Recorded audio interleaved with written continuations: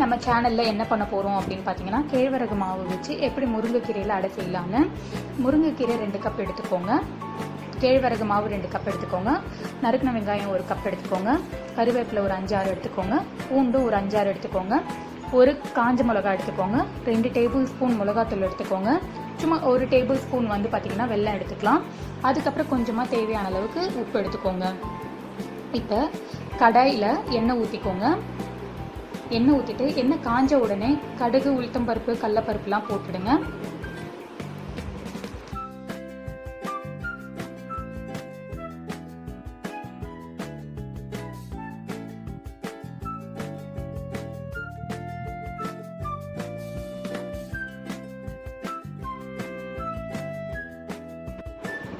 இப்போ அது நல்லா வறுத்த உடனே நீங்கள் வந்து பார்த்தீங்கன்னா இந்த நறுக்கி வச்சுருக்க வெங்காயம், கருவேப்பிலை, பூண்டு எல்லாத்தையும் சேர்த்துக்கலாம்.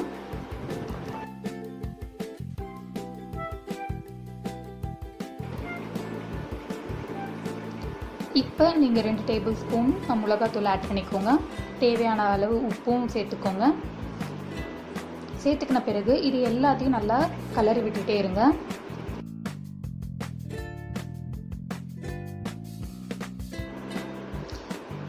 கொஞ்ச நேரம் கழித்து நீங்கள் வெல்லத்தையும் சேர்த்துக்கலாம். வெல்லம் எதுக்காக சேர்க்குறோம் அப்படின்னு பார்த்தீங்கன்னா, நல்லா ஜீரணமாகணும் அப்படின்றதுக்காக சேர்க்குறோம். இப்போ கடைசியாக நம்ம முருங்கைக்கீரையும் சேர்த்துக்கலாங்க. சேர்த்துட்டு நல்லா வதக்கிக்கிட்டே இருங்க. இப்போ இந்த வதக்கி வச்சுருக்க முருங்கைக்கீரையும் வெங்காயமும் எல்லாத்தையும் சேர்த்து எடுத்து நம்ம கேழ்வரகு மாவில் போட்டுக்கலாம்.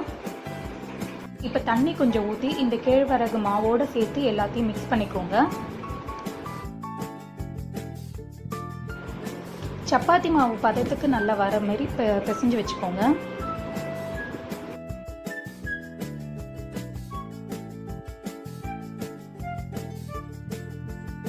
இப்போ இந்த மாவை நம்ம வந்து சப்பாத்தி மாவு பதத்துக்கு வர அளவுக்கு உருட்டியாச்சு. இப்போ அந்த மாவுலேருந்து கொஞ்சமாக மாவு எடுத்து உருட்டிக்கலாம். இப்போ உருட்டி வச்சிருக்க மாவை எடுத்து நம்ம வந்து ஒரு காகிதத்தில் எண்ணெயை தடவி அது மேலே இதை தட்ட ஆரம்பிச்சுக்கலாம். தட்டும்போது கொஞ்சம் கொஞ்சமாக எண்ணெயை தொட்டு தட்டிகிட்டே வாங்க.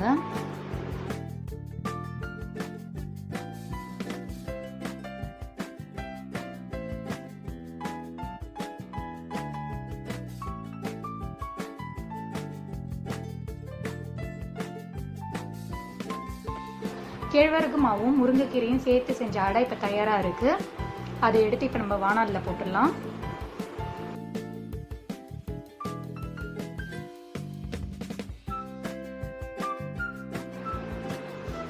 கொஞ்சம் வெந்த உடனே கரண்டியால் திருப்பி போடுங்க. வேணும்னா நீங்கள் லைட்டாக ஆயில் மேலே அப்ளை பண்ணிக்கலாம்.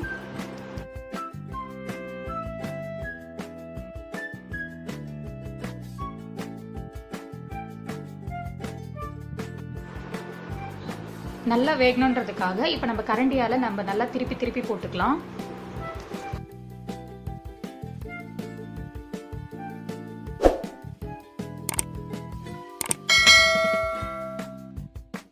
அவ்வளோதாங்க. இப்போ கேழ்வரகு அடை தயாராக இருக்குது.